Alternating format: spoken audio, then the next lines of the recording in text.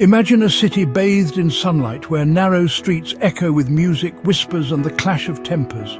This is Verona, Italy, a place alive with beauty and culture but also torn apart by anger and family feuds.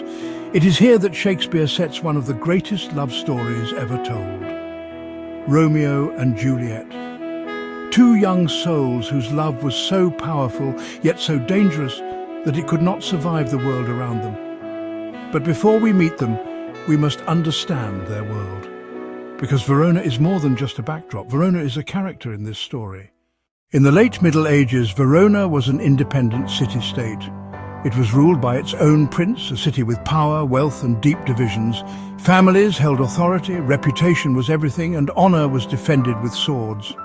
Feuds could last for generations, burning hotter than the Italian summer sun.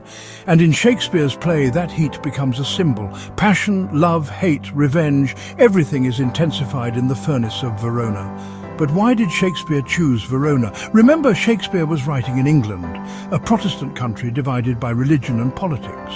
Setting the story in Catholic Italy allowed him to explore ideas that were too controversial to address directly at home. The friar, for example, represents hope and wisdom, but also secrecy and risk. Through him, Shakespeare could question the role of religion without attacking the church in England.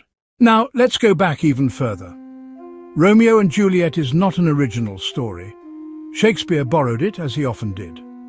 Versions of the tale existed in Italy, written by Luigi da Porto and retold by Bandello.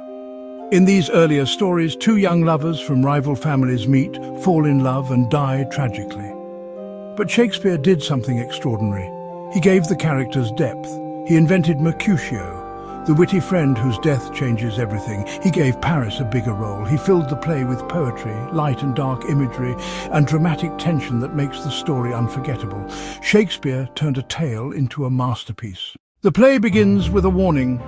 The chorus tells us about the ancient grudge between the Montagues and the Capulets, a feud so deep that the blood of servants stains the streets.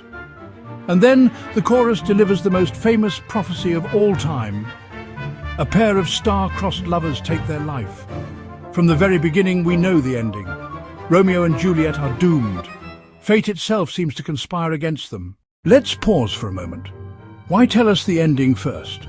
Because Shakespeare wanted us to focus not on what happens, but on how it happens. He wanted us to watch every choice, every word, every coincidence with dread. We know the destination. The tragedy lies in the journey. Now, who are these characters who bring Verona to life? Romeo, the dreamer, full of passion and quick decisions. Juliet, young but brave, willing to defy her family for love. Mercutio, sharp-tongued, funny and fearless, whose death marks the play's turning point. Tybalt, fiery and proud, always ready for a fight. Friar Lawrence, a man of good intentions but dangerous plans. And the nurse, who mixes comedy with deep loyalty.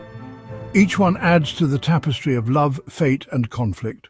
And at the heart of it all are the great themes: love and hate, fate and free will, light and darkness. Listen to Juliet's words, "My only love sprung from my only hate." She falls in love with Romeo, only to discover he belongs to the family she should despise. Love and hate are tangled like vines, impossible to separate. Consider fate. Were Romeo and Juliet victims of destiny, or did their own impulsive choices lead them to tragedy? The prologue blames the stars, but Mercutio blames the families when he curses, "A plague are both your houses."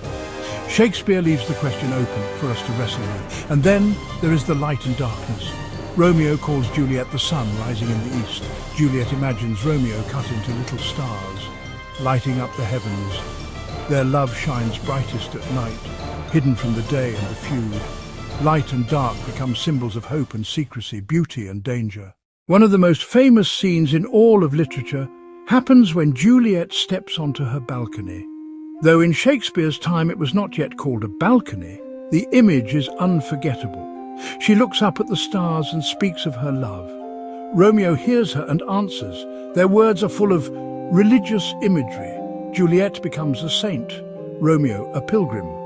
Their love is pure, holy, and yet forbidden.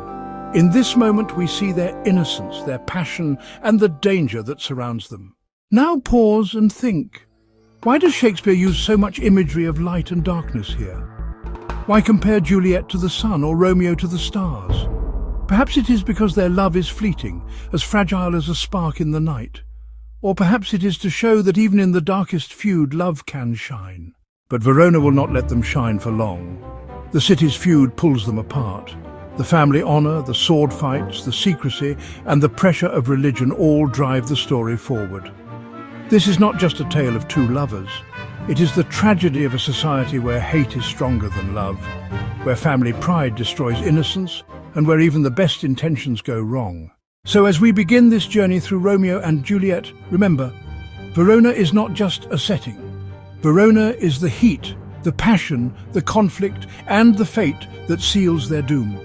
Shakespeare chose it carefully to magnify every theme, and he gave us a story that still speaks across centuries.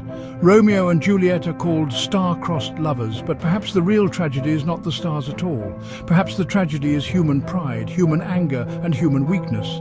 And so we ask, was their love truly doomed by fate? Or could Verona have chosen another path? In our next episode, we will meet Romeo himself, the lover, the dreamer, the boy who fell in love at first sight. And we'll ask the question, is Romeo truly a romantic hero or just a reckless teenager who rushed into tragedy?